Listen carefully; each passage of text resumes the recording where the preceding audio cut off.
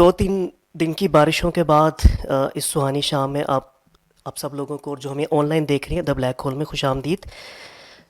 Well, from ancient armies to modern e-commerce and social media, the ability to exchange information securely has been of vital importance. Today, we are going to explore the fascinating ways math can be used to exchange confidential information, and we are going to deep dive into the enigmatic world of cryptography and beyond. We are very glad to have the organizers of LUMS Math Circles and Open Math Circle with us. मेरे दाएं जानिब तशरीफ़ फरमा है इमरान अनवर और Adnan Khan. They both are associate professors at Sayyid Babar Ali School of Science and Engineering at LUMS, that is Lahore University of Management Sciences. और आप जो हैं फाउंडर एंड ऑर्गेनाइज़र हैं ऑफ लम्स मैथ सर्कल्स के. मेरे बाएं जानिब तशरीफ़ फरमा है डॉक्टर नकीबुर रहमान, मैथमेटिशियन है and you are running open math circle. तीनों जो हमारे ये मेहमान और तीनों जो दोस्त हैं ये मुख्तलिफ़ तालीमी इदारों में मैथ सर्कल, सेमिनार्स, वर्कशॉप्स और टॉक्स जो है वो मुनक्किद कराते रहते हैं. और अगर आपको मैथमेटिक्स जो है वो बोरिंग या खुश्क मजमून दिखाई देता है तो मुझे उम्मीद है कि इनकी टॉक्स अटेंड करने के बाद आपका तासुर जो है बड़ी हद तक बदल जाएगा. Please do us a favour and turn your cell phones to silent mode unless you have happy birthday ringtone, क्योंकि नकीब जो है उनकी आज बर्थडे है तो ये हमने आज एक्सेप्शन रखी है, लेकिन इसके अलावा आपके सेल फोन साइलेंट ही हो. जब हाउस ओपन हो for question answer and open discussion, please आप उसमें ज़रूर शरीक होइएगा. Just raise your hand first ताकि आपको माइक्रोफोन दे दिया जाए. मेरा ख्याल है और तो कोई पॉइंट नहीं रह गया. Now please welcome Imran Anwar, Adnan Khan and Naqibur Rahman. Thank you. Okay, this is an interactive activity. Firstly, I advise all the online participants and the participants who are present here, grab a paper and a pen. So you have to solve a lot of things today. And I request the organizer to give this particular wheel to everyone.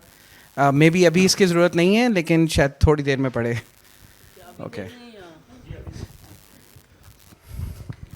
So ये सारे लवाज़मात अभी अपने पास ही रखिएगा तो ताकि जब वो when we start the activity. Just wait for the slides to show. Okay. All set? Okay.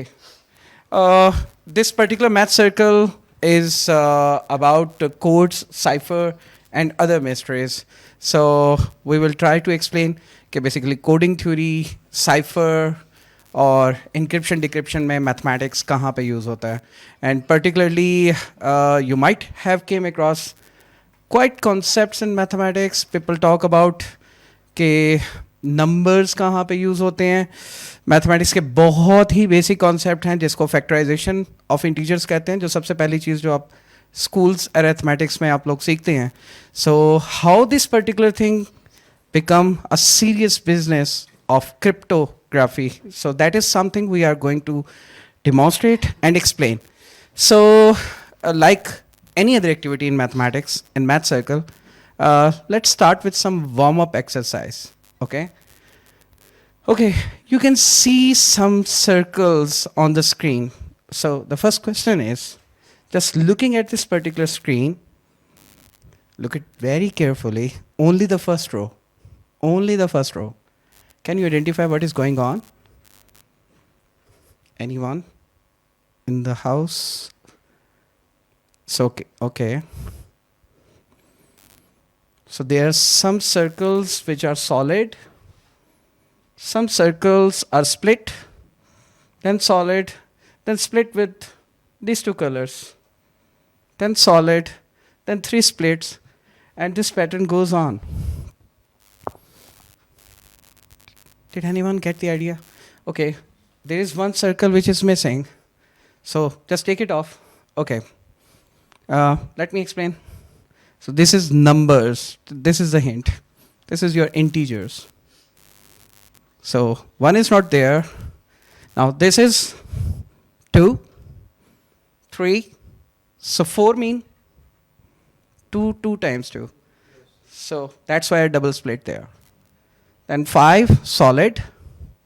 6 mean 2 times 3. Okay. 7 8, and 3 times 3, 9, and then 10. Okay, so I think now everyone understand what is there.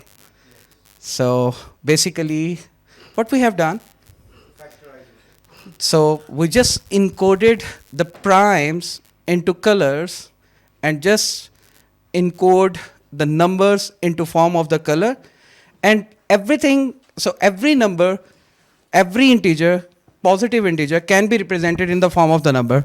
By the way, this is not done by me. This is Enrich Math, which is a Cambridge website. So this is a very good exercise that they have made many important exercises, and this is among those. But this is the first thing. We can encode number in any way. So this circle, division, factorization is quite important, and you can note this particular website and one can do it. Now, the serious thing is, so what I have done, what has been done, this is encode numbers in the sense of the numbers, in the sense of the circles and divisions of the circle. So just quick warm up. Can you tell me what is this number? Just quickly. So yellow mean 2. So this is 3, 4, 5, 6, 7. Okay, 8, 9, 10, 11, 12, 13. 13, 13, 50. 13 multiplied by 4, it's 52, right? Okay, so far, so good. I hope everyone is with me now. Okay, now is a serious challenge. Can you decode this message? This is a serious message. So everything is there. So just you have to decode. Race against the time now. Your time starts now. So one can tell, okay, what is this? Okay, the first number is 5. What is this one? So don't multiply, you can just tell the factors. 3 factors, 3 times 3 times 3. 27 times 4. 4. 27 times 4. That's okay. What is this? So, yeah. 2, 3, 4, 5, 6, 7, 8, 9, 10, 11, 12, 13. Oh, 7, sorry. Not 7, 7, 7. Oh, they are quite similar. This is 7. Okay. What is this one? Red and aqua. Here is aqua. Okay. So this is 19 multiplied by 3. And similarly, two green and 1 yellow. 2 parrot green and yellow. So where is the parrot green? So it is here. So this is 17 multiplied by 17 multiplied by 2. This is just a warm up, nothing else. So this is 5, 108, 7, 57, 578. This is the easiest way you can encode any number, but in the form of the language of colors and division of the circle.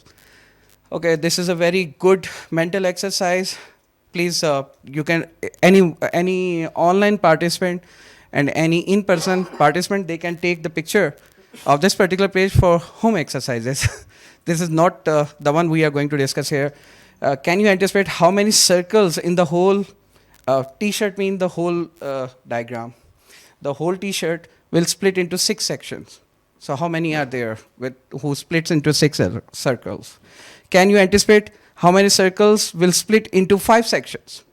Imran, you also have to tell them there's an upper bound on the numbers. The numbers, go sorry. from. Yeah. So it starts from 2, and what is this number? 100. So inside, all these questions, thank you Adnan, all these questions are in between 2 and 100. So how many are there with the 6 segments? How many are there? So to be very honest, this is simple school level algebra. It's just a factorization of numbers. But fortunately or unfortunately, such kind of scenarios haven't been discussed in any exercises. Okay? So thank you, Adnan. So can you anticipate how many circles will be split into 5 sections? And similarly, can you anticipate how many circles will be split into 4 sections? And by the way, who are the teachers? You can formulate as many questions as you want out of it. This is a just simple exercise. But in this first exercise, we have seen that we can hide numbers into colors and divisions of the circle in the terms of the factorization. So this is the key thing in mathematics, and particularly in the encryption and decryption. Now, do you know about cryptography and ciphertext? Okay. Thank you, Imran.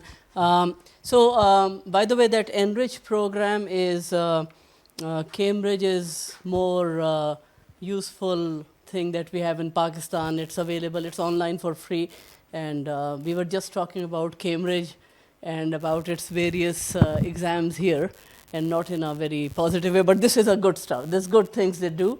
So do go to the Enrich website. They have primary, secondary, and high school level problems done very nicely. So that was a small sort of glimpse of how to encode things. Encoding messages is the general field of cryptography. The cipher is very famous these days, so we won't talk about that cipher, but we'll talk about ciphertext. Okay, so there's another thing which you keep hearing these days, that's factoring large numbers, prime factorization of large numbers. It's sort of in the news, and you hear that these quantum computers will be able to factorize large numbers. So what's the deal? Who cares about factorization of large numbers, right? And we'll see why it's important in cryptography, and also that it's very hard to factorize. So you think, oh, what's the deal? 81, I know what the prime factors of 81 are.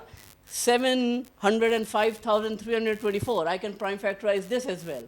But the problem starts happening when you have numbers which are maybe 200 digits long or 250 digits long, and they don't have any small prime factors. The smallest prime factor is 120 digits long. What do you do then, right?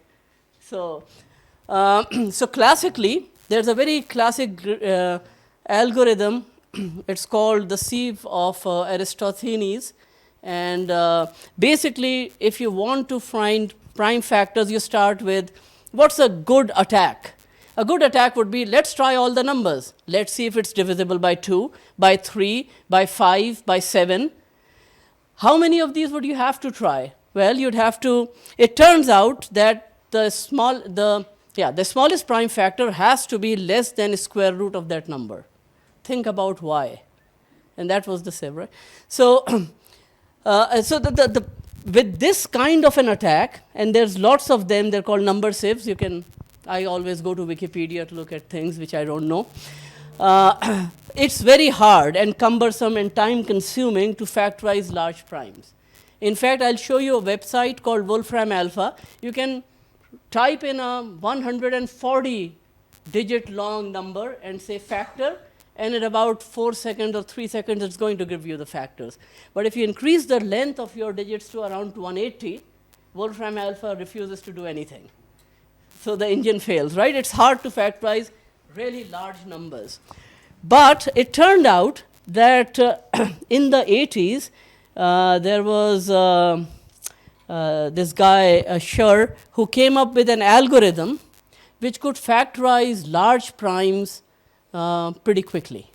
It's called Schur's algorithm. There's a very nice video where Schur himself talks about how he came up with that algorithm. It's on YouTube. I watched it. I would encourage you to watch it too. But we are not going to go into the quantum computing world. We're just going to stay with the classical computers, and that's where we are practically right now. Nobody has used a quantum computer to factorize any big number. I think the last time I looked, that factorized 24 using quantum computers, right? And I'll talk a little bit towards the end about why it's very hard for quantum computers to actually practically work. There's lots of implementation issues. So we will see why this problem that it's hard to factorize really, really long numbers leads to a very efficient way of encoding messages, okay? That's the deal. So I'll talk about this later on, these two slides. So there are two ways of encryption. One is that both the person who codes and who decodes know the key. They know the key, and that's when you'd be able to encrypt or decrypt messages. These were all the well-known and older or ancient encryption algorithms. So these are private key encryption, because both people have to know the key. And the problem is, if I encode something and I want to send it to Hassan right here, then to decode, I also have to send him the key. And if I'm sending the key with Imran and he gets waylaid by this gentleman, what's your name? By Saad on the way, and Saad takes the key away, then the gig's up, right? So what do? So sending the key is a big problem, right, securely. So can you do without it? Well, with private key encryption, which we are going to talk about, we cannot. Both parties have to know the key. And then we'll talk about later on what are called trapdoor ciphers. So it's very easy to encrypt. Like a trapdoor, you can fall through it, but to get out, not so easy, right? And that's the public-private key. Everybody can encrypt. Only the chosen one can decrypt. So that was what I just talked about. So this is called symmetric cryptography, where both people have the key, the secret key. The other one, which we'll talk about later, is asymmetric or public-private key cryptography. So the first of these is, Imran, do you want to take over the anagrams? Okay. So our Okay. segue into Again, before stepping into the business of encoding and decoding, there is a very, very simple thing. Firstly, we play with colors and numbers. Now let's play with alphabets. Okay, no math, nothing. So in simple English, the words are called anagrams. Anagram are the alphabets which are jumbled, but both are having some meaning in English. For instance, you can say silent can be reordered, the same alphabet with the meaning listen. Okay. Similarly, heart, earth, and you can see that melon is an anagram of lemon. Okay. So again, anyone who doesn't know anything about, okay, this is a kind of a cipher or cryptography which is being used in movies a lot. They use anagrams, and particularly anagrams does not require any serious mathematics. You just need to reorder the jumbled word. So for instance, this is a very quick exercise. Can you reorder panel to get any other number, any other alphabet, any other word? Yeah, plain. That's correct. We have chocolates, Adnan. Okay, anyone who gets the right answer, so that gentleman in white. Okay, now take your responsibility. Okay, cafe? Face. Now there are too many. If there are too many, no one gets it. No one gets it. Raise your hand. What is part? Oh, this gentleman. Okay, weird? Wired. Ma'am, snail. Nails. There are too many. Okay, meat? Team. So this code is quite weak. Everyone state? Taste. Again this one. Okay. Now, bread. Beard. Oh, from there. Inside. Okay. Okay. Okay. Can you now please rearrange these jumbled words to get math is fun and challenging. Who said that? You. This gentleman in yellow. who else? Yellow. Man in yellow. Okay. Okay. This is look. The easier code it can be break by anyone. So one by The treasure hidden within. unlock the treasure hidden within. That's correct. Hassan is the champ. Hassan, you have earned your second chocolate, and just keeping tabs so we don't run out of chocolates. Okay. Now you have seen. Okay. By the way, these anagrams are school kids' secret coding, which is quite easy. Now I'm heading toward the most ancient one, the most old one is Julius Caesar. Thank you, Imran. This is getting very interesting. Now let's talk about time and history. तो Julius Caesar का नाम है history में जो ancient मशहूर है, और इसका जो सीज़र है उसके नाम से ही है, और आई थिंक जुलाई का नाम भी शायद जो मंथ जुलाई है उसका नाम भी इसी से ही है। तो जूलियस सीजर ने जो इंक्रिप्शन डिक्रिप्शन का जो फार्मूला यूज़ किया है उसके बारे में हम बात करते हैं, लेकिन उससे पहले थोड़ा सा आई थिंक बेसिक मैथमेटिक्स, ठीक है। बट यहाँ पे फॉर एग्जांपल कुछ नंबर्स हैं ऐड हो रहे हैं और उसका कुछ आंसर आ रहा है, तो इस हवाले से कोई हिंट क्या लग रहा है आपको? 3 + 12 इज इक्वल टू 3, और फिर आगे कौन सा है? Base 12, very good. Okay, another chocolate. Okay, so so the next answer 4 + 9, इसका आंसर होगा 1, क्योंकि 13 होगा, और 13 अंडर मॉड 12, क्योंकि ये टाइम से है, क्लॉक से है, क्लॉक के अंदर हम इसी तरह कैलकुलेशंस करते हैं, ठीक है। तो ये अब ये काइंड ऑफ बेसिक मैथमेटिक्स है बेस 12 के हवाले से। और next let's try this one, any idea?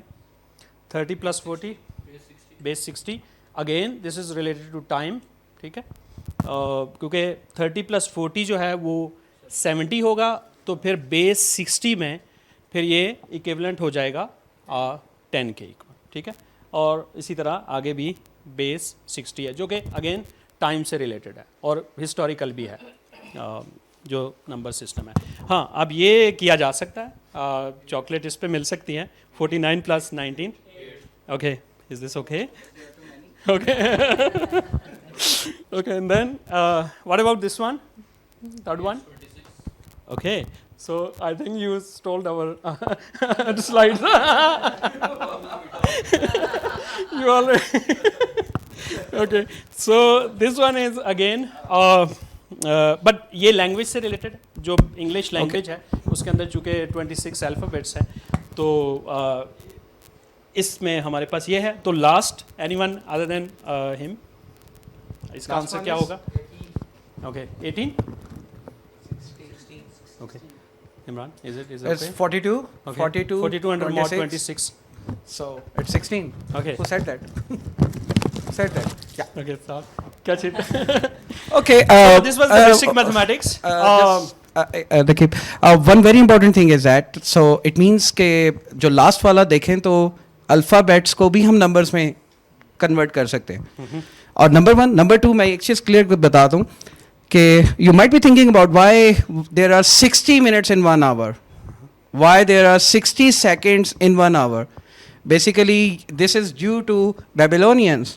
They knows only sexadecimal numbers. Sexadecimal numbers are the one जिसकी base 60 थी. They only know this kind of math. This kind of math. Imran, थोड़ा सा आप आगे आएंगे? Yeah. Okay. That's it. Just I want to include that this is the central line is the oldest mathematics known to us today, and this is the sexadecimal one. But the last one is the most important. What we need to understand. Okay. See.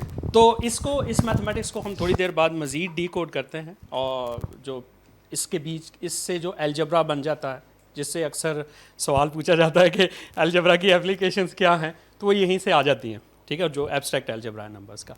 तो अब यही है, जो हमारे पास alphabets हैं उनकी coding या उनको नंबर कैसे हम असाइन कर सकते हैं। तो जिससे आई थिंक सीजर साइफर की तरफ हम चले जाएंगे। वो यही है कि हमारे पास 26 अल्फ़ाबेट्स हैं, लेकिन इसको हमने 0 से स्टार्ट किया, ठीक है, 1 to 26 नहीं किया। There is a very good mathematical reasons to do this, ठीक है। और ये जो 0 है ये बेसिकली 26 के इक्विवेलेंट ही होगा। तो ये हमारी ये कोडिंग होगी। अब इससे रिलेटेड हमारे पास सीजर जो अब हमारे पास ये है, आई थिंक सबके पास होगा। अब हम ये एक्टिविटी करने जा रहे हैं, ठीक है, इस कोडिंग से रिलेटेड।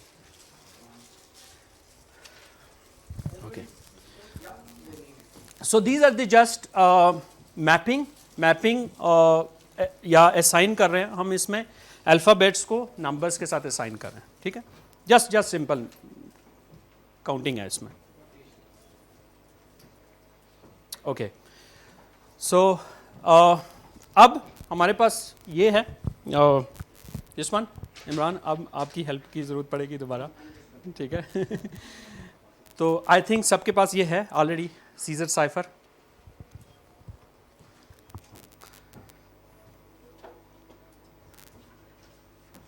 ओके तो अब इस सीजर साइफर में वही है, प्लेन टेक्स्ट है और उसको हमने इनकोड करना है, इनक्रिप्ट करना है और फिर बाद में उसको डिक्रिप्ट करना है। और एंड पे हम ये भी बताएंगे कि इसके पीछे मैथमेटिक्स क्या है, इसका मैथमेटिकल फार्मूला क्या है, ठीक है, अंडर मॉड 26 क्या होगा, ठीक है। तो okay for example Imran this one. Okay, everyone got this particular wheel? I'm sorry for the online participant. Okay, but this is easier to make. You just need to write the alphabets in a circular pattern. Now there are two. Firstly, dial को A में fix कर लें. Dial को A में. Now for decoding the first word, आपको A को B पे set करना है. So A को B पे आपने set कर दिया. Got it? डिसाइफर मैं वही बताने लगा हूँ। ओके, अगर हम कोई मैसेज इनकोड करना चाह रहे हैं तो हम ग्रीन से येलो की तरफ पढ़ेंगे, ठीक है। लेकिन अगर कोई मैसेज हम डीकोड करना चाह रहे हैं तो येलो से ग्रीन की तरफ पढ़ेंगे। Green to yellow encoding and yellow to green decoding. So यहाँ पे डिसाइफर करना है हमें या डीकोड करना है हमें, तो हमें येलो से ग्रीन की तरफ पढ़ना है। So anyone who come up with the decipher of BMBO. So B mean A. Imran, could you also tell how the coding initially happened, right? A से Yeah. A मिलाया हुआ था आपने। पहले A से A, okay, मैं वो सारी की सारी बात में. अच्छा। You would like to? No, please. Okay, let them figure out what is this. Alan Turing. So this is Alan Turing. Mohsin, no chocolate for you. Anyways, chocolate for him as well. So this is Alan Turing. Now, in order to decipher this, you have to move the dial to C. A को C पे move करते हैं. Okay? पहले original configuration आने के बाद दोबारा से। हाँ, A को अब आपने C पे move कर दिया. Now read from yellow to green. Yellow to green. So E means C. U mean S, R mean P. Okay, just tell me.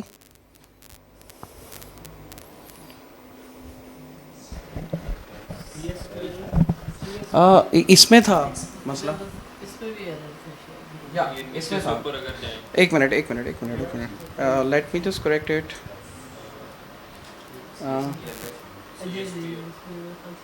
EU. Brook R. You should be on.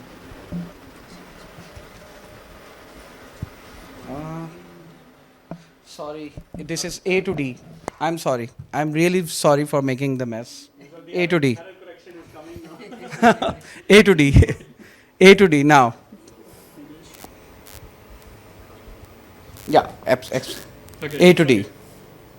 can happen. The last one is correct. What about Last one is correct, I think. so then let's try.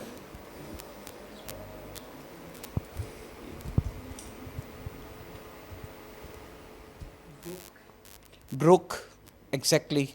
Alan Turing, Brook. So A to D था यहाँ पे. Last one try करेंगे A to F. Brook के बाद ये दो है and then last one. हाँ, Brook, the Enigma code. Okay. So Alan Turing broke the Enigma code. So whenever we talk about cipher, decipher, the real champ of this particular game is Alan Turing. And there is a beautiful movie which was mentioned by Hassan. And this is The Imitation Game. So we recommend the participant and the online participant to must watch this particular movie of the Imitation Game. Next one. मैं इसमें थोड़ा सा add कर दूं। Yeah. सो अब इसमें जो mathematics है ना, मैथमेटिक्स का जो पॉइंट है रेज करने का, या अब पहले केस में हम A to B गए हैं, तो जो शिफ्ट किया है हमने उस कितने शिफ्ट किया, कितने वन, और दूसरे में अगर लेट्स से अगर A to C भी है तो टू होगा और लास्ट में आई थिंक 6 होगा, ठीक है। तो ये जो n नंबर है ना, ये इंपॉर्टेंट है। इससे कोई भी पर्टिकुलर अल्फ़ाबेट x को आप शिफ्ट करके उसमें जो भी एक फिक्स, एक टाइम पे जो फिक्स आपने रखना है n, उसको ऐड करना है, ठीक है। और जब डीक्रिप्ट करेंगे, इस केस में डीक्रिप्ट करेंगे तो क्या क्या होगा, ठीक है, वो जो नंबर है ना, वही n को माइनस करना पड़ेगा, ठीक है। तो ये इसमें मैथमेटिक्स का पार्ट है जो इम्पोर्टेंट है, ठीक है। Next, okay, for example this one, इसमें था हाँ इसमें A to Y है, A to Y. Please dial को मूव कर दे A to Y, okay. So the A next to one Y. Is, next one A to Y है। and then try to answer. अच्छा,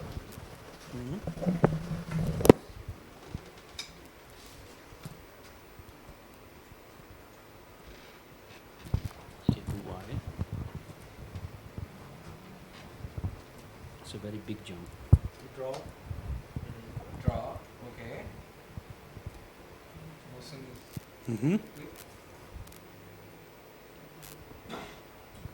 figure होगा तो right anticipated. Keep trying.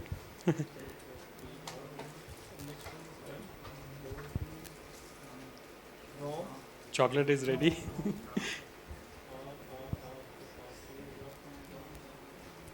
from the किसने क्या? Draw from the Draw from the interested. Mhm.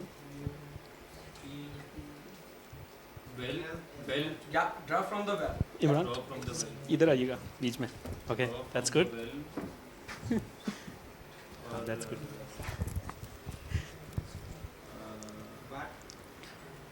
But yeah. So But the good thing is that कि कुछ लोग readily वाला करें, कुछ ये वाला करें, कुछ ये करें, कुछ ये करें. So code को break करने का, if you are working as a team, so different person should decode, decipher different words. So this is the way आप quickly कर जाएंगे उसको. Don't work in order. Yeah, draw from the well, but Guard. guard the guard the. guard Okay, this is a famous quotation. Draw from the the well. guard the bucket. No. Now नहीं, guard No. वो भी well था ना, draw from the well, end में भी well है. But guard the अब एक Water ड्रॉ है, well, वो भी water आप well. ये इसको water के इसमें 5 है. Guard the किसी ने किया है ये वाला word decode? Source. Very good, Yeah. Very good. Very so good. Let's see it. Draw from the well, but guard the source well. हाँ, So That's wherever the information you are getting, you need to protect it. Okay. Next time नहीं What's मिलेगी. next? Okay, And this one. in any case, okay. ये a ही होगा पहला वाला. पहला तो आ ही है. हाँ. Okay. और वही है A to V करना है इसमें. A to V करना है. अच्छा. Okay. So now you are going to be eligible for Caesar Army.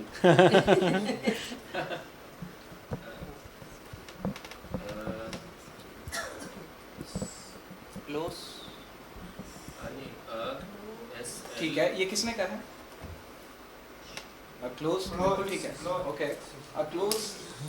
close A close. Okay. close तो नहीं हो सकता ना, इसमें 6 है ना.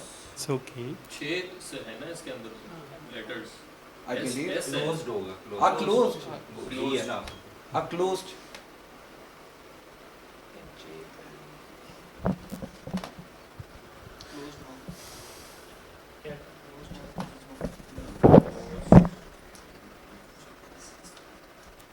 Next mouth. Next, Mouth. A closed mouth catches no flies. I think. A closed mouth catches no flies. Very good, Exactly. A closed mouth catches no flies. That's good. Next. Okay, Okay, this one. नहीं मेरे ख्याल से It's okay? It's okay. I think you know They got the how idea. to use this particular wheel. So we need to attribute Julius Caesar now. So by the way, Julius Caesar was the famous Roman emperor, and I think you know that after Caesar, Roman Empire was simply वो partition हो गई थी. लेकिन Caesar was very very genius, and he was the first one in the history who used these kind of things to encode और decode और decipher messages के लिए उसने सीजर व्हील बनाया था, लेकिन वो ग्रीक लेटर्स के साथ था। और यहाँ पे अब अभी भी हाई स्कूल, वो जो यूनिवर्सिटी लेवल पे जब भी कोडिंग पढ़ाई जाती है, सबसे पहले it start from scissor cipher. अब इस साइफर को ब्रेक करना इज़ एन ईजी टास्क। कहीं ना कहीं अगर आपको ये शिफ्ट ना भी पता हो तो कितनी ऑप्शन आप ट्राई करेंगे? आप बता सकते हैं? दिस इज़ व्हाट 26, यानी कि it was not an easy task. It is a very easy task to broke the Caesar cipher. आपको 26 बंदे चाहिए होंगे, ए को कहें, ए को बी के साथ, एक सी के साथ, डी के साथ, एंड अल्टीमेटली 26 ट्राई के साथ आप बड़े आराम से उस मैसेज को डीकोड कर लेंगे। प्लीज़ साइफर और डी साइफर का ये सबसे इंपॉर्टेंट है कि आपका जो कोड है वो कितना को स्ट्रॉन्ग है। उसके बाद एक बंदा आया था, ओके वैसे बाय द वे ये ट्राई करना है? नो, पिछला वाला था। आप लोग ट्राई करेंगे। इसमें ना ये है कि आप अपने कोड को किस तरीके से और ज़्यादा लेयर्ड कर सकते हैं। अभी तक का हमारा लर्न नॉलेज क्या था? हमने एनाग्राम सीखे थे, फिर सीजर साइफर आ गया, तो एनाग्राम और सीजर साइफर का जम्बल्ड है। सो यहाँ पे आप पहले सीजर साइफर लगा के आप डीकोड करेंगे, लेकिन वो डायरेक्टली वो मैसेज नहीं होगा, वो एनाग्राम होगा, जम्बल्ड वर्ड होगा। उस जम्बल्ड वर्ड को आपने दोबारा से करना है। सो एक कर दें, कुछ लोग पहले वाले को करें, कुछ इसको करें, कुछ इसको करें और कुछ इसको करें। Please select your word and ताकि हम जल्दी से इस टास्क को कर लें और we move to the next one.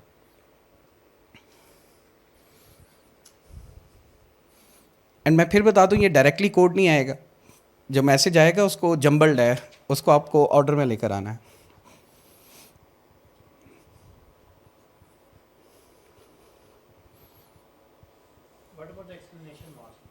Exclamation को वो पता लग जाएगा जब ट्रांसलेशन आएगी। तो एक्सक्लेमेटरी नोटेशन क्यों है यहाँ पे?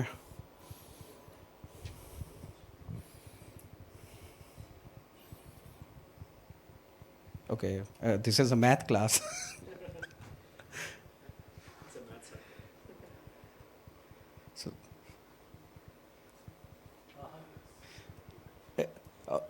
हाँ, क्या था ये? कहाँ पे, कौन से वाले का? Third one, this is hurrah. Okay, that's why exclamatory mark बनता है हुर्रा के साथ। ओके, अदर किसी ने किया है कोई? दिस वन और this one? Anyways, running out of time. Anyone? Okay. Should I move forward? Yeah. Okay. Anyways, जब आप करेंगे तो ये सिंपल, अब आपने देखा, सिर्फ ये बताना था कि सीजर साइफर के साथ सिर्फ एनाग्राम लगाया तो थोड़ा सा क्रैकिंग डिफ़िकल्ट हो गई, थोड़ी सी। अब इसमें 26 है। फिर उसके बाद एक साहब आए जो कि रोमन एम्पायर के बाद फ्रेंच रेवोल्यूशन में, और फ्रेंच रेवोल्यूशन में भी इनकोडिंग और डिकोडिंग के लिए सीजर का व्हील यूज़ होता रहा है काफ़ी अरसे तक। लेकिन he was a diplomat and he felt that कि it is very easy to break. इसका नाम विग्नर था and Vigenere was a French diplomat. मेरे ख्याल से वो अदनान ने शुरू में बात की थी। अब आपको ये तो पता लग गया कि साइफर और डी साइफर सबसे ज़्यादा डिप्लोमेट्स यूज़ करते हैं डिप्लोमेट लैंग्वेज में। अब तो पूरे पाकिस्तान को पता है साइफर वाला रोला।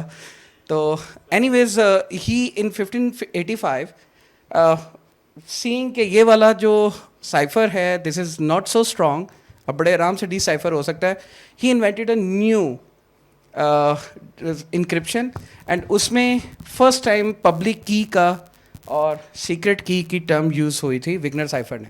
और ये सबसे पहले पब्लिक की, प्राइवेट की जो है या सीक्रेट की जो है, ये विग्नर ने यूज़ की थी। और इसका करने का तरीका ये था एग्जैक्टली वही जो अभी थोड़ी देर पहले नकीब आपको बता के गए थे।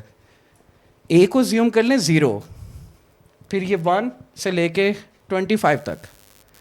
0 + 0 is equal to 0, 1 + 0 is equal to 1, 1 + 1 is equal to 2। You understand? So in this way you build the whole table of the addition of alphabets. Just आपने alphabets को 0, 1, 2 एंड 3 की है. सो यानी कि 2 प्लेस वाला अल्फ़ाबेट को अगर मैं 5 से ऐड करूँगा तो 7 प्लेस वाला अल्फ़ाबेट आएगा. And this is a very simple, यानी कोई हाई लेवल मैथ नहीं है. जैसे आपने नंबर्स को एलोकेट कर दिया हर अल्फ़ाबेट को. This is what Vigenere did at that time. और this is a simple table जो कि उसने यूज़ किया था. और करने का तरीका ये था कि जो सीक्रेट की है वो आपके पास है यहाँ पे कंप्यूटर सेट के, आपकी मर्ज़ी, अब जौन सा मर्ज़ा सीक्रेट की रख लें. ये सीक्रेट मैसेज है, यू कैन ट्रस्ट मी. अब मुझे उसको इनकोड करना है और मेरे पास की जो है वो कंप्यूटर है. आप क्या करेंगे, जो सीक्रेट मैसेज है उसके नीचे आप कंप्यूटर लिख देंगे. जहाँ पे ख़त्म होगा दोबारा से कंप्यूटर लिखना शुरू करेंगे. Got it? एंड देन आपने इन नंबर्स को ऐड करना है, y plus C, looking at the same table जो कि ऊपर गिवन था. So there is c and there is y को c में ऐड करें तो this turns out to be a. Just read this table. And by the way, building this table is not a difficult task. So y को c में add किया a, o को o में, so you can see once again o and यहाँ से ये o plus o is c. So you can see that o plus o is c. And similarly you can do it with other. So ultimately your secret message by using a secret key turn into a public key. Now this particular message whoever read cannot decipher. वो decipher नहीं कर सकता until unless उसको secret key पता हो. And now receiver ने अगर अपना message decode करना है या decipher करना है विग्नर साइफर से, so वो ये करेगा, just computer subtract करेगा उसमें से. अब subtraction भी वैसे ही है, alphabets वाली है. And you go again by you looking at the table. क्या माइनस करना था? Okay, so a minus c करना है और how it is coming as a. सो आपने c को a में देखना है. c के ओके c वाली रो में ढूंढे a किधर है. So a is here, so इसके corresponding this is y. This is the way to subtract the two numbers. Okay, and just use again the secret message जो आपके पास सीक्रेट की है और उसमें से जो पब्लिक की में से उसको सेपरेट कर देंगे. यू कैन डिसाइफर या डीकोड द ओरिजिनल मैसेज. और and now can you tell me कि ये जो मेथड है ये कितना को स्ट्रॉन्ग है? Can anyone decipher it? अगर किसी को सीक्रेट की नहीं पता और सीक्रेट की आपकी मर्ज़ी की है, आप अपनी मर्ज़ी से बना सकते हैं जो भी है. यहाँ पे सीक्रेट की कंप्यूटर है. Next, by the way, you can take the pictures of it, and the secret key is math circles. Okay, by using the math circles you need to decode the given messages, and in messages को by using the Wigner table, and please Wigner table आपको मिल भी जाएगा alphabets का, आप खुद construct भी कर सकते हैं. This is the basic application. अब यहाँ पे जितने मैथमेटिक्स के स्टूडेंट बैठे हुए हैं जो अंडर ग्रेड लेवल के हैं या इंटर के भी जो स्टूडेंट है, do you know what, where did you see this such a table in mathematics? Closure property जो ग्रुप थ्योरी में केले टेबल बनाते हैं, राइट? And Cayley table group theory, people see there is no application. Now you can see that this application appeared in 1558. Encoding and decoding, people were using it, and this is a very very successful code. अब मैं ये बता दूं कि जब तक computer Ira नहीं आया था, ज़्यादातर डिप्लोमेट्स यही कोडिंग और इनकोडिंग और डिकोडिंग यूज़ करते रहे, पर्टिकुलरली फ्रेंच ईरा में भी. And now we are okay. इसके आंसर्स भी मैं लिख देता हूँ. Okay, Pakistan beat India. The next one is mathematics is cool, a cipher is a labyrinth, and the encryption genie is out of the bottle now. Now, because I say that the encryption genie is out of the bottle, now I have to call upon Adnan to take you further. This is all the classical one, but the most latest one, which is being used, is the RSS, and he is going to explain. Imran, वो जब Wolfram पे mod करना हो ना, could you go and type in there when, okay, you know, that would be. Thank you, Imran. Thank you especially for calling me a genie. And so this was something that came out in 1976. there were two computer scientists, Diffie and Hellman, who came up with a nice paper, and they came up with the idea of how you could have a trapdoor cipher. What I explained, that it's easy to encode, difficult to decode, and then of course their idea was turned into a very popular algorithm by these three gentlemen right here, Roundabout Sadish Amir and Leonard Edelman, and it's called RSA because here's the R, there's the S, and there's the A. And well, if you're not in the community, you might have still heard of RSA, but and Diffie and Hellman are not that well known. I had a little slide about that which I lost somewhere. So, all right. So let's dive into the algorithm. And since where's the math in the math circle? We did a little bit, but here's the math coming in. So the essential idea is pretty simple to understand. It's just these 5 steps. The complexity of calculation and why that factoring large primes is what we'll talk about a little bit. But let's think about, so choose 2 large primes. The largest prime I can think of is 3 and 7. So we'll do an example with 3 and 7, okay? But you know, with 21, you can always factorize 21. Everybody knows how to factorize 21. But imagine that this being done with a way, way larger number, right? So we are just looking at that integer, which is the product of 2 primes. For those of you who know number theory, this is the famous Euler-Totient function. But forget about the names. This is just p minus 1 times q minus 1, which in our case of 3 and 7 would just be 2 times 6, which is 12, for example, right? Now we choose an e which is less than this 12, such that e and 12 share no common factors. So for example, could I choose e to be 3? No, because 3 and 12 are not, and that's called being relatively prime. That's just a fancy way of saying that, right? Could I choose e to be 5? Yes. 5 does not share a common factor with 12, and 5 is less than 12, so that would work, right? Your public key that everybody and their dog would know are these numbers e and n, okay?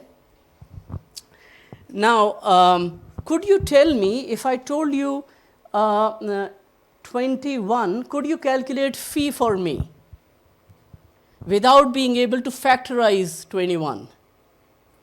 Phi was p minus 1 times q minus 1. You know the product pq, right? But short of factorizing n, could you know p minus 1 times q minus 1? To know p minus 1 times q minus 1 or phi, you would have to factorize n.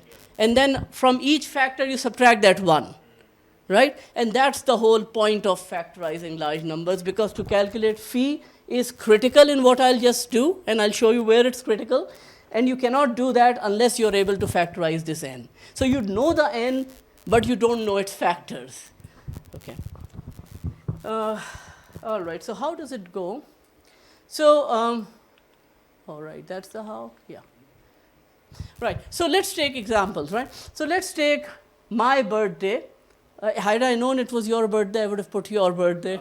I just found out on the way here that it's 15th of June, so 15/6, right? I want to encode this using E, N, and that phi, right? Those are the 3 things I have in mind. E and N are known to everyone, so everybody could encode their birthdays. So my code for my date is simply dd, which is 15 to the e, which was 5, in modulo n. What was n? 21, right?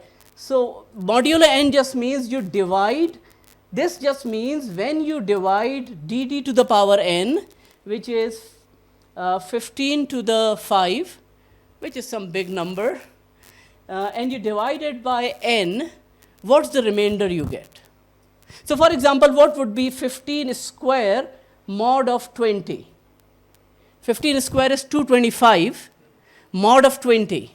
So when you divide 225 with 20, what do you get? 5. So 15 to the 5 mod of 20 would give you some number. And if everybody has their cell phones, there's a wonderful website where you can do all these calculations and many more. It's called wolframalpha.com. And if you want to play along here and open up that website on your cell phones, Imran, could you put Wolfram Alpha? Okay, great. Okay, so let's just stay here for just a second, Mohsen. Oh, back to the slides, please. Thank you, thank you. So this would be coded as 15 to the whatever I chose, E modulus of n, modulo n, and y, this would be the month, 6 to the E mod n. The remainder I get when I divide 6 to the power E, 6 in this case E was 5, 6 to the 5 by 21, right? That would be my secret message. Now I have to unscramble this omelette. And herein is the whole wonderful thing. So this, everything on this board, except of course the secret, my birth date, would be known. E and N would be known to everyone, and X, X, Y, Y would be known to everyone, right? Any snooper on the internet could pick this up. Yet to get 5 and 6, how do I get 5 and 6? Okay. So I also have a secret private key, D. E has a friend called D, and this D is basically the modular inverse of E. We'll see what this means. So, right here, okay. So, what this means is that when you multiply E by D and take the mod with phi n, you get 1 left over. I'll do a lot of exercises of this with you in just a moment, okay? But D is a number you can obtain if you knew phi, because it's in this mod that this is the modular inverse, right? So without knowing phi, you could not calculate D. So right now, that's all you need to think. There's a number n, which was the multiply of 2 primes. From there, I calculate a phi, which was p minus 1 times q minus 1. Then I chose an E such that E and that phi were relatively prime. And then I just encoded by date to the power E mod n, month to the power E mod n. To decode, I will simply use that XX, which was the code of my date, to the power D in mod of n. And similarly, to get the month, I would month को कैसे code किया था? I coded month by y. Month y was month to the power E. To decode, I'll just calculate that coded message to the power D in mod of n. And I will recover my original message. And we will see it here, right here, okay?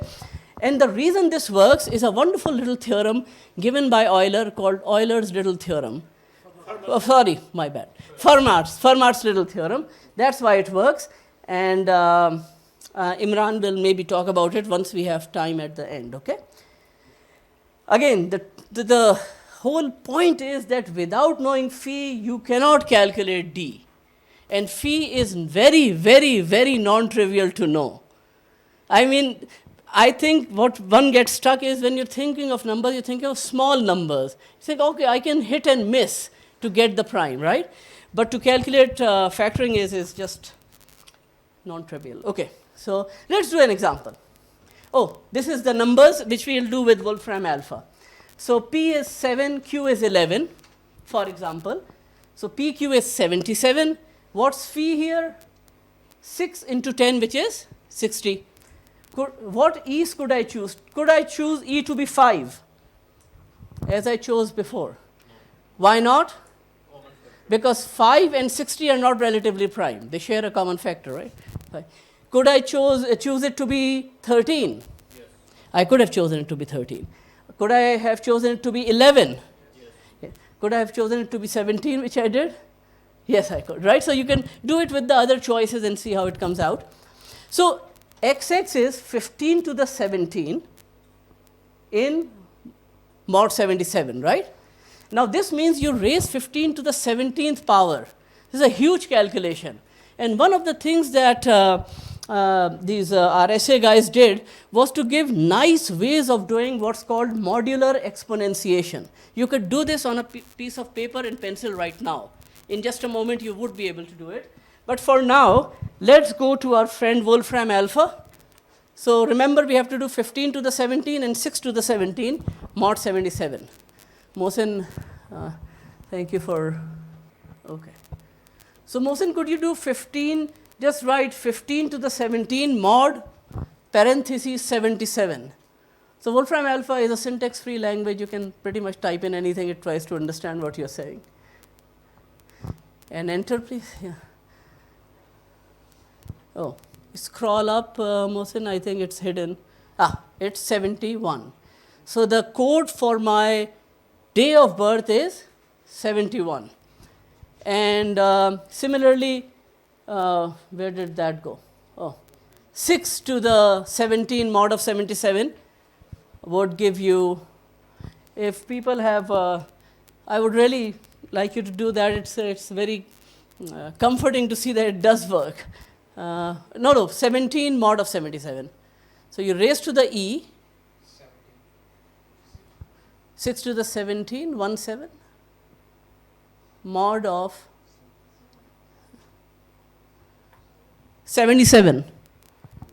Yeah. Okay, and 41. So 71 was the previous one, I think. Yeah. 71, 41 is the code. How do I recover the code? I need to find the modular inverse. So modular inverse of what? E. But in what mod? N. Not n, but phi of n. Right? Phi of n. So what is phi of n here? 60. Mohsen, could you go to Wolfram alpha? So what does a modular inverse mean? We don't have a board. So think about this. If I did mod of 7, right? And I looked at modular inverse of 2 in mod of 7 is a number such that when you multiply 2 by it and you divide by 7, you get 1 remainder. Right? So it's a 2, modular inverse of 2 in mod of 7 is a number such that when you multiply that number by 2 and divide by 7, then the remainder is 1. But 9 is not, it's not a number in mod 7 universe, right? So only numbers up to 6 live in mod 7, right? So it has to be something between. 4 is. What about 3? Does 3 have a modular inverse in mod 7? Yes. What would it be? So a number you multiply by 3, when you divide by 7, you get 1 left over. So 3 5s are 15, right? And when you divide by 7, what's left over? 1. So 5 is the modular inverse of 3 in mod 7, and 3 is the modular inverse of 5, of course. Mohsen, can you type 2 into x is equal to 1 mod 7?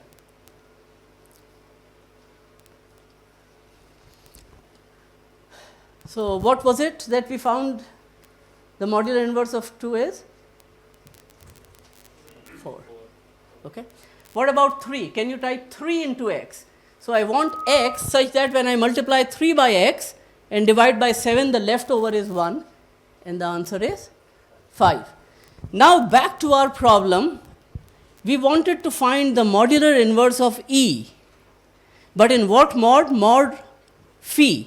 Phi was 60, E was 17. I wish I had a board, so I know it's a mouthful, but Raise the screen and use the board. but then how would we see this stuff? So it's can you go back to the slides just to recap what we yeah. So a slide back, please, Mohsen. Yes. So see, D was that number such that when you multiplied E by D, then you got 1 as a remainder when you divide it by phi. Or in other words, D is the modular inverse of E in mod phi. Right? That's the trick. So can you go to, yes, here. So type, so we need to find the modular inverse of 17, but in what? In mod 60. Mohsen, can you go and type Oh, very good. Yes, this is what we want, right? And the modular inverse is 53. And you can see when you multiply 17 by 53 and divide by 60, the remainder would be 1. You can check. Okay. All right. So our D is now what? 53 is our D. My claim is if you raise 71 to the 53 and in the space mod n, and n was 77, you better get 15. So Mohsin, can you try that? No, not 17. What was that? 71. 71 to the 53 mod of 77, I think, was n, right? This is all in mod n. And the answers. Okay, you were able to decode it. And to decode 41, remember that the other one was 41, I think? To the 53. Yeah, 53 remains the same because D is the same. Mod of 77 would give you, it gave you 6, right? So now you can play this game all you want by taking different E's, and usually in practice, E is taken to be around 65,000. You take it to be one of that Fermat primes, 2 to the, yeah, one of the Fermat's primes, right? So anyhow, that was, so why does it work? As I said, this idea it works is because what you essentially did, could you go one slide back, please? Right. So dd was xx to the d, right? And xx itself was dd to the power e. So this is basically, I'm saying dd is equal to dd to the power e to the d in mod of n. So that's basically Fermat's little theorem that which शुरू में आप बता रहे थे जो table scissor cipher के लिए बनाया था आपने एडिशन, वो एक एडिशन टेबल था. अब इस केस में हमने मल्टीप्लिकेशन देख लिया, ठीक है? तो और ये प्राइम फील्ड्स में आ जाती हैं. तो इस तरह के जो स्ट्रक्चर्स होते हैं वो दो ऑपरेशंस के साथ आ जाते हैं, अंडर एडिशन भी और अंडर मल्टीप्लिकेशन भी, और इनको हम अक्सर फील्ड्स का नाम देते हैं, प्राइम फील्ड्स का, और ये बहुत ज़्यादा फिर यूज़ होता है. या एक बहुत इंपॉर्टेंट क्वेश्चन है जो कि आई थिंक इस RSA जो आप लोगों ने इंक्रिप्शन और डिक्रिप्शन का मेथड देखा है, इसमें प्राइम की बहुत इंपॉर्टेंस है. एंड बहुत ज़्यादा जोर दिया जाता है टू फाइंड द नंबर्स जो कि biggest prime. I think everyone knows के बिगेस्ट प्राइम से relevant particularly twins prime, Mersenne prime, there is a whole story going on and whole lot of people are working in finding the prime. जो सबसे important एक question है जो नान ने पूछा था, अगर मैं अभी आपको कह देता हूँ कि कोई 30 डिजिट नंबर है एंड आप मुझे बता सकते हैं कि ये प्राइम है या नहीं, this is a very very difficult question. Even 20 digit number का भी नहीं. So the main thing is that कि मैथमेटिक्स में नंबर थ्योरी एक एरिया है और उसके अंदर फर्मास लिटिल थ्योरम है. Fermat's little theorem is quite a simple theorem. It says that कि आपके पास कोई भी नंबर अगर प्राइम है, आई रिपीट, अगर कोई भी नंबर प्राइम है p, तो it will divide any A for any number a. उसकी पावर आपने p लेनी है एंड माइनस a करना है. जैसे for instance I claim that 5 is prime, right? So any number, please आप लोगों के पास पेजेस हैं, any number you can write 2 to the raise पर 5 एंड माइनस 2, यानी a टू द रेस पर p minus a. Just check कि क्या 5 उसको डिवाइड कर रहा है. सिमिलरली अच्छा यही काम मैं 5 के बजाय 4 के साथ करता हूँ. 4 के साथ करें 2 टू द रेस पर 4 माइनस 2, क्या 4 उसको डिवाइड कर रहा है? नहीं कर रहा. ओके, ये जो फर्मास लिटिल थ्योरम है ना, this is a very very strong tool. ये हेल्प करता है हमें आइडेंटिफाई करने की कि आपका जो गिवन नंबर है, जो नंबर जिसको आप चेक करना चाह रहे हैं, चेकिंग कि whether the given number is a prime number और not. So for many years, Fermat's little theorem has been used as a tool whether a given number is a prime number or not by just checking, इसमें कोई बहुत ज़्यादा बड़ा number नहीं चाहिए, आप 2 के साथ भी कर सकते हैं, 3 के साथ भी कर सकते हैं। अच्छा हुआ ये कि जब ये काम करना शुरू हुए, कंप्यूटिंग एडवांस होती चली गई, तो सूडो प्राइम्स अपीयर हुए। यहाँ पे किसी को सूडो प्राइम्स का आइडिया है इस रूम में? Okay, have you ever heard of? अच्छा, कुछ ऐसे नंबर हैं जो प्राइम ना होने के बावजूद, क्योंकि फर्मा's लिटिल थ्योरम ये कहता है if p is prime then it will satisfy this property, it didn't say other way around. यानी अगर कोई इस प्रॉपर्टी को सेटिस्फाई करता है तो वो प्राइम होगा, इट डजंट से दैट। लेकिन निगेशन के लिए this is very good tool. And then हुआ ये कि कुछ नंबर अपीयर होना शुरू हो गए जो इस कंडीशन के, इस क्राइटेरिया को सेटिस्फाई करते थे फॉर एनी ए, बट वो प्राइम नहीं थे। And one such number is 378, I think I have written, and these numbers are called pseudo-prime. I'm sorry, I don't remember it, so I wrote it here. So 341 was the first number, and जो कि बिल्कुल भी और फिर उसके बाद 561, 645. 645 is not prime, but it satisfies this particular property. And फिर pseudo primes के ऊपर भी काम करना शुरू हुए लोग, एंड सूडो प्राइम्स को ढूंढते रहे, and now we know that there are infinitely many pseudo primes. And जो प्राइम इस प्रॉपर्टी को सेटिस्फाई करते हैं वो usually say that they are Fermat's prime, and pseudo primes are also there. But the business of number theory, the basic ancient work, it comes into business. And ये जो पूरी की पूरे क्रिप्टो का जो पूरे का पूरा बिजनेस है, जो RSA और जो क्वांटम सुपरमेसी है, वो बेसिकली इसी के ऊपर है कि आप किसी भी कोड को कैसे ब्रेक कर सकते हैं। पर्टिकुलरली किसी भी कोड से मुराद ये है कि RSA को, और दिस कम्प्लीटली डिपेंड्स ऑन कि आपको एक ऐसा एल्गोरिथम चाहिए जो कि क्विकली फैक्टराइज कर सके। ओके, स्टार्टिंग स्लाइड्स में इमरान, ये जो फर्मा's लिटिल थ्योरम था, क्या फर्मा ने खुद प्रूव किया था या ये भी बाद में शायद आई थिंक आयलर ने प्रूव किया था? क्योंकि फर्मा की एक हैबिट थी कि वो बहुत सारे इस तरह के रिजल्ट्स ना अपनी किसी नोटबुक में लिख देता था, लेकिन उसके प्रूफ नहीं थे। ठीक है, तो बहुत सारे प्रूफ जो है वो बाद में लोगों ने किया है। तो आई थिंक इसका भी जो फर्मा's लिटिल थ्योरम था, ये भी उसने खुद प्रूव नहीं किया था, बाद में आई थिंक आयलर ने इसका प्रूव किया था। वो मैंने भी बहुत सारा काम किया है जिसके प्रूफ मैंने एक किताब में लिख कर छोड़ दिया है। So if I die, at least that bit would be left. Okay, so again, there was a lot of stuff, but I think we're out of time, and I think people might be very unhappy by now with all my mumblings.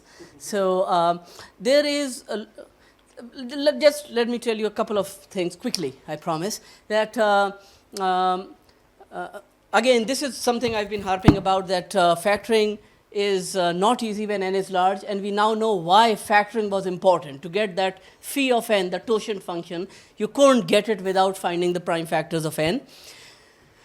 What's the attack people do? How do you attack something?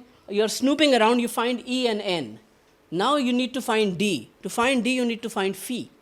To find phi, well, I want to factor n. So I could then take the one of the first factor, one of the second factor, and multiply it, right? That would be my phi.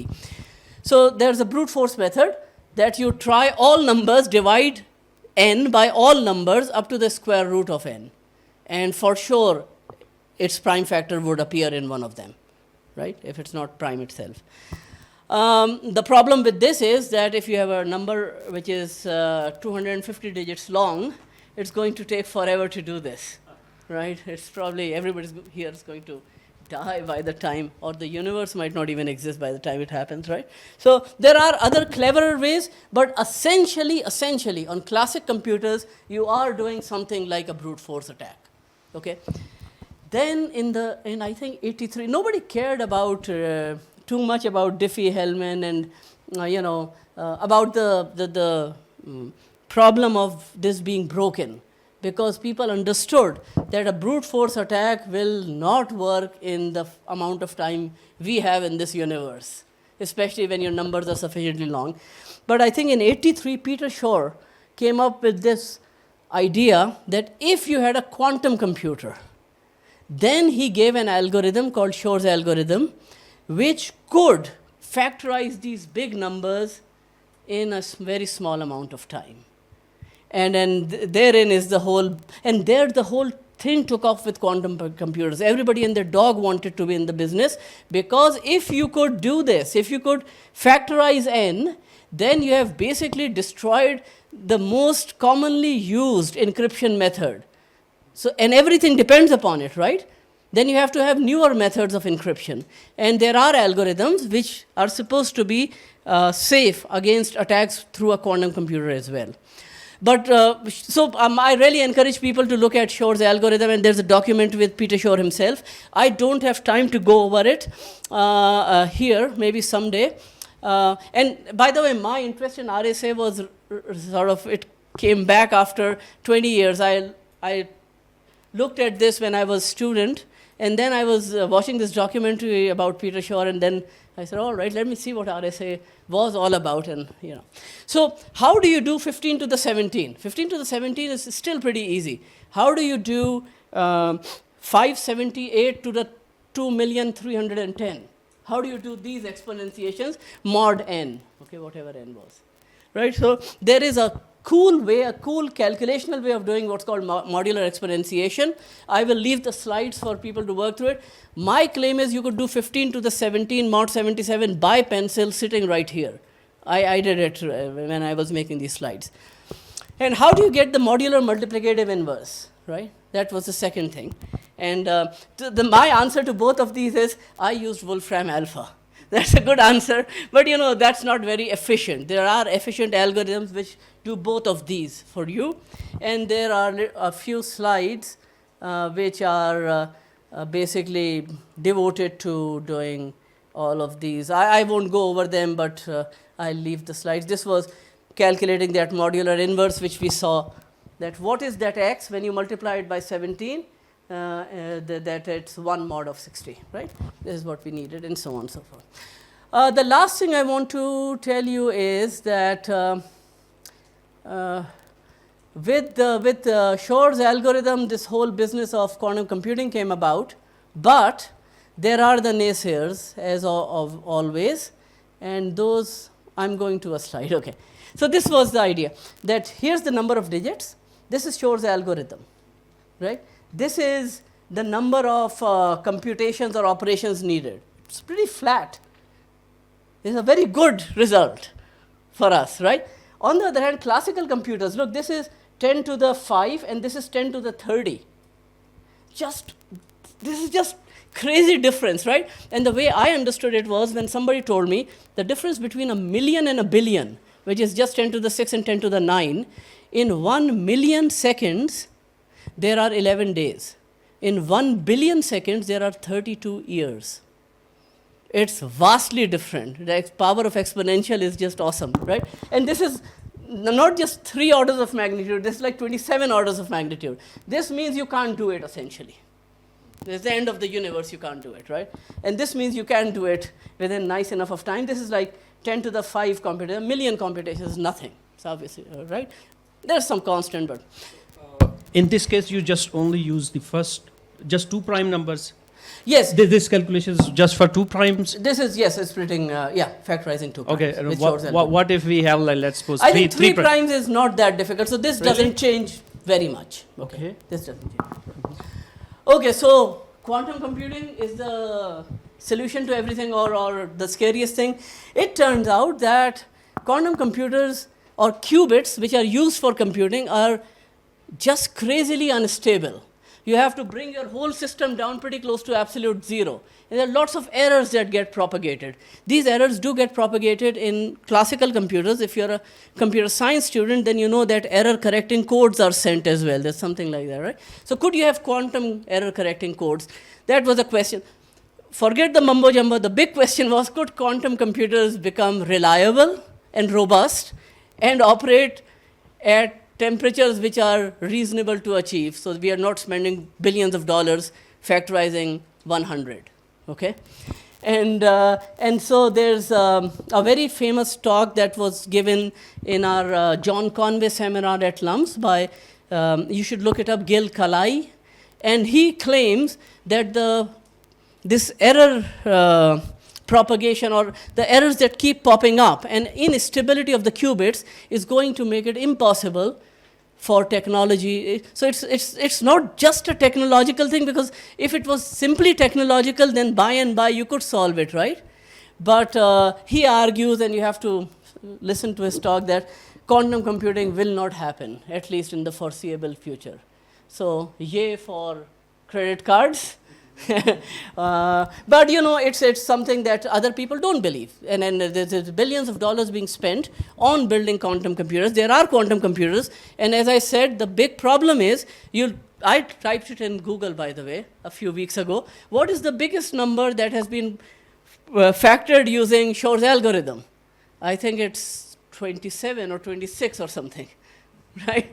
So it shows that in principle you could use it on a quantum computer to factorize, but is it of practical use? Right now it's not. And the whole thing is that there's this dangling carrot that very soon it's going to achieve that. That's the quantum supremacy, that these calculations could be done at reasonable temperatures and prices, hence prices. That classical computers could not. So thank you very much for tolerating me. I know there was a lot of, I talk very loudly. Sometimes I feel like a shill, you know, mele mein shill nahi hote selling stuff. So, but I'm selling math. It's worth being a shill for maths. So thank you very much.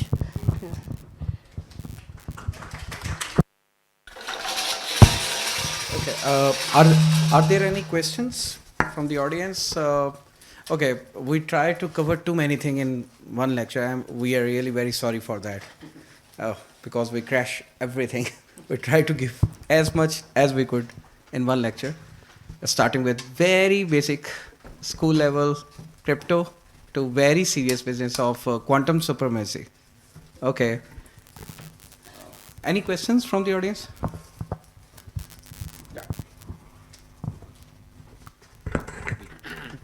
Assalamu alaikum. Thank you for a wonderful session.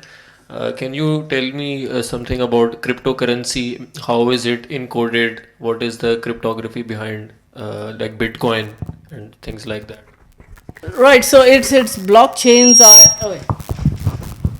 so it's no, so off the top of my head, no, I cannot be very clear about how it's done. I just know they use some kind of a hashing function, so which is they do encode things in blocks of equal sizes, but and I know the hashing function they use, but it's a name. I can't give you details right now, so not right now. Thank you.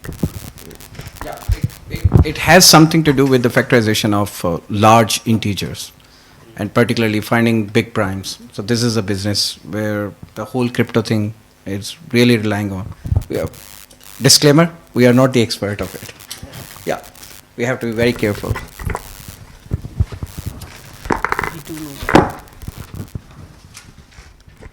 What is it about Shor's algorithm that makes it so different from the classical method of doing this? Right. So basically, the bits that are used in classical computers come in 0 and 1. They're two states, right? In a quantum computer, bits can exist in superposition of both states. So one, which is how they say that 1 and 0 can coexist at the same. So you can code in lots more there. So it's entanglement basically that. That's how it's used, yes. Okay. And then the point is, how do you distangle and get the right, what's it called, projection, right? That's Okay. So entanglement is a phenomenon in quantum computing, but what is it specific about the algorithm? Just that it used entangled states, or is there something beyond it? yeah, so let me think about that question. So, so somehow they are able to get,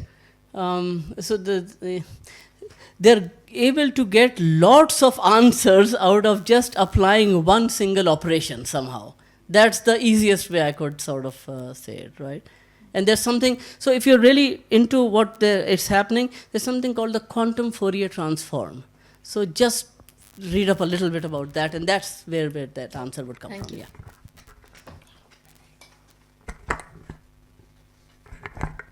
Yeah. Sir, do you think that using more qubits we can minimize the error and achieve the factorization of large numbers?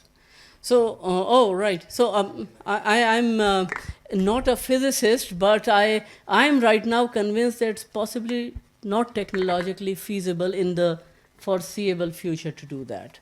There's just the noise problem is hard to solve.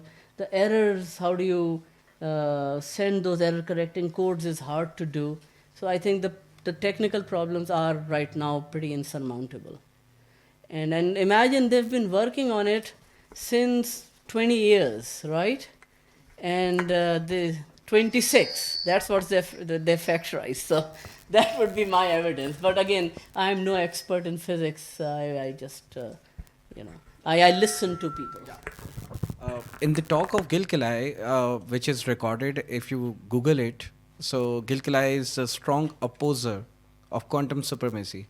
He has already had a meeting with Google and write a lot in New York Times, as well as he has a lot, and he works in the area of enumerative combinatorics and all these kind of things. And he has shown it mathematically, this is not achievable, the quantum supremacy. But on the other side, millions of dollars is being spent in building quantum computers to do this factorization stuff, to break RSA. So this is also a plug. Please go to the LUMS John Conway seminar website and look at Gil Kilai's talk. publicity. What Wolfram is saying about that? Any idea?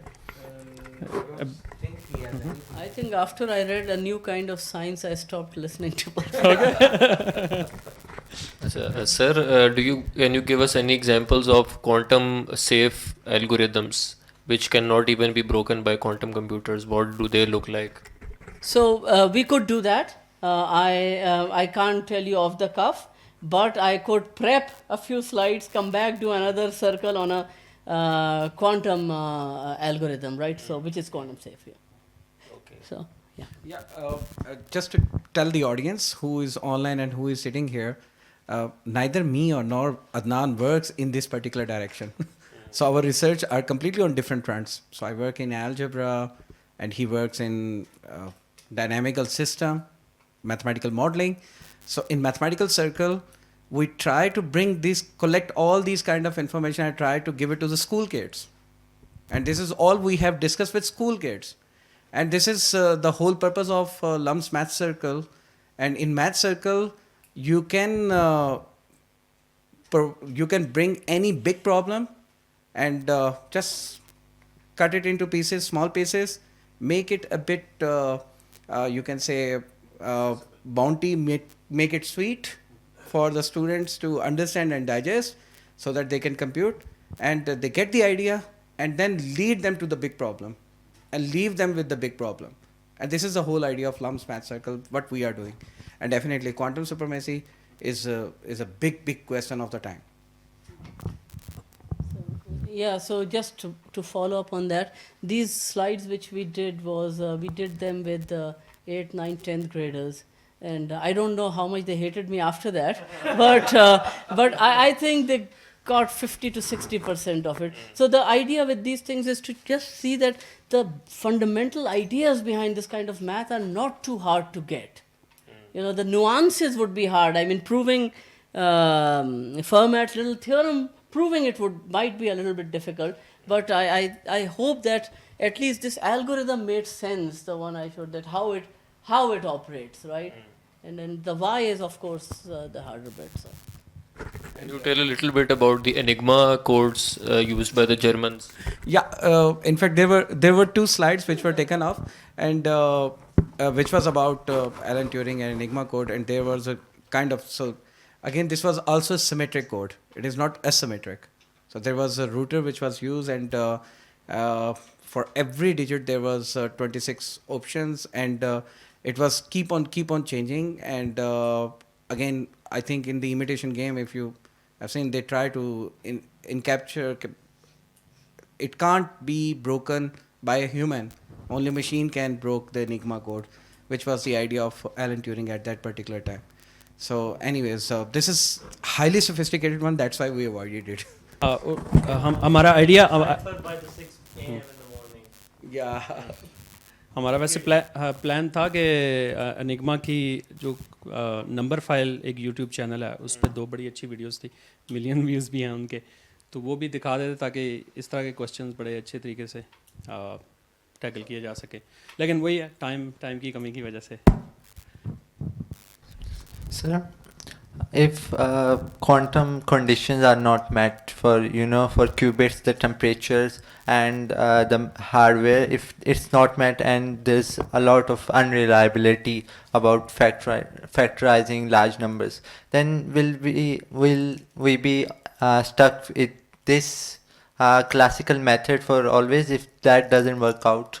So the problem with quantum computing is not that there's any unreliability in factorizing. Once you are sure that your quantum computer is functioning, then sure the algorithm will factorize in a short amount of time. That the issue is right now you cannot be sure.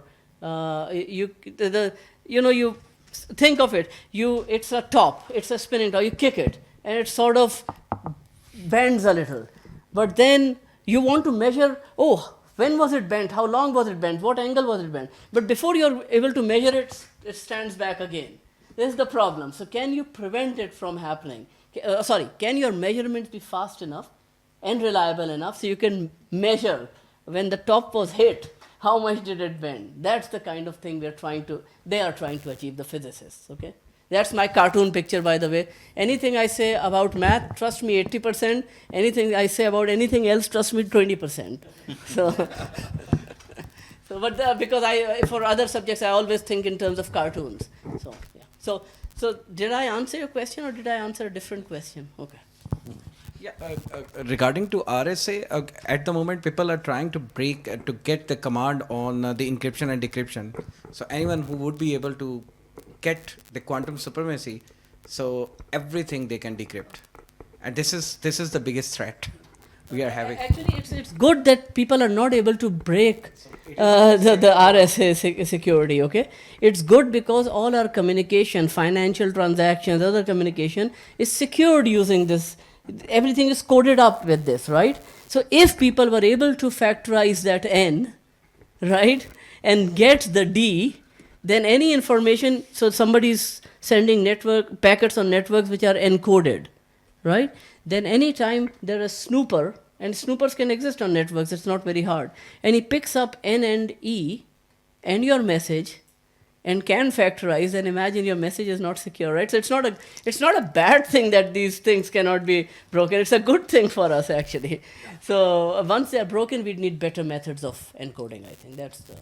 But they will be broken by quantum computers. So, as I said, there are people, serious people whose judgment I trust. That's how science works, right? A lot of times, who say that the difficulties are pretty insurmountable, at least in the foreseeable future.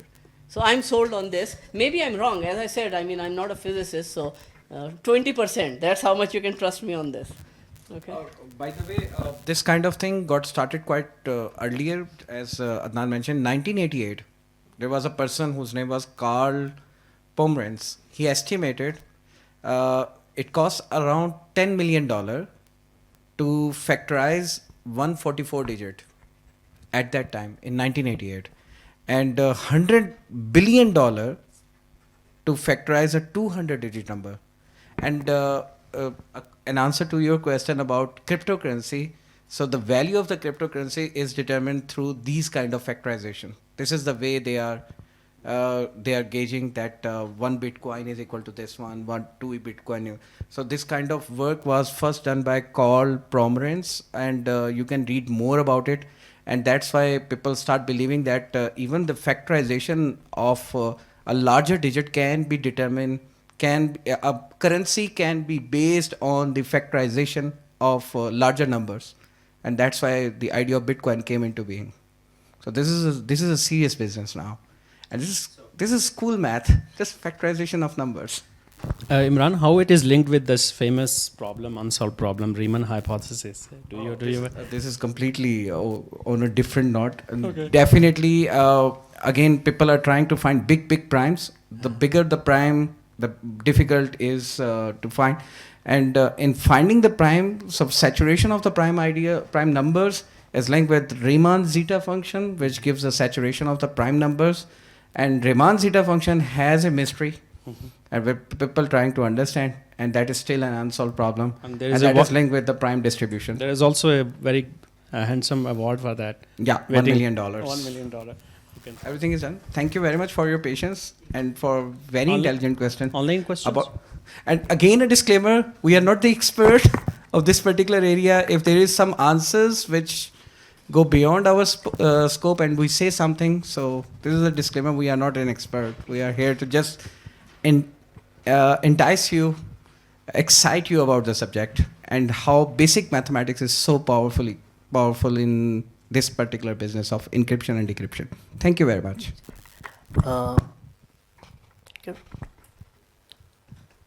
जो हमें online देख रहे हैं मैं उनको, और जो यहाँ पर भी मौजूद हैं, बस मैं एक इजाफा करना चाहूँगा कि, और मुझे पूरा यकीन है कि आपने आज का सेशन मेरी तरह एंजॉय किया होगा।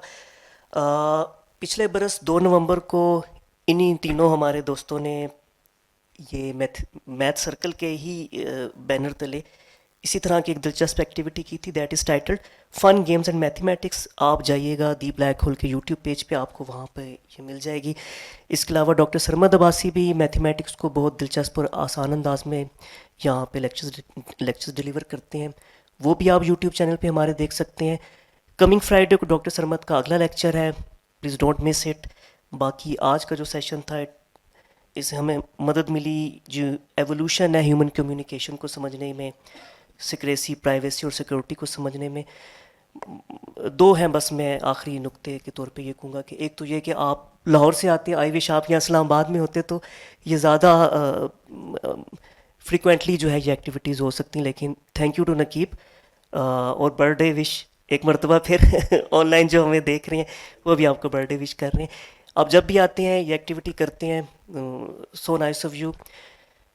आई विश कि हमारे जो तालीमी इदारे हैं वो छोटी क्लासों में छोटे बच्चों को भी इस तरीके से जो है उनमें दिलचस्पी जो है उजागर करें मैथमेटिक्स, और एक क्यूरियोसिटी लाएं। और ये जो है ये तो अलमिया है हमारे एजुकेशन सिस्टम का, बट वी आर ट्राइंग, आप लोग ट्राई कर रहे हैं। Wish you all the best and thank you very much. Sorry, there is one last thing I forgot. वो एक स्लाइड, बहुत सारी स्लाइडें चलने में रह गई। एक चैलेंज प्रॉब्लम है, एक प्राइम दिया हुआ है, मैंने पब्लिक की दी हुई है और कोडेड मैसेज दिया हुआ है, तो please try to decode and send me the decoded message. It's Naqeeb की बर्थडे नहीं है, आज का दिन नहीं, it's the birthday of someone we know and love. तो please do try to do that, it would be very heart warming to see any efforts in that direction. तो उसमें आपको वो प्राइम को फैक्टराइज खुद करना है। That's it. Thank you. Thank you.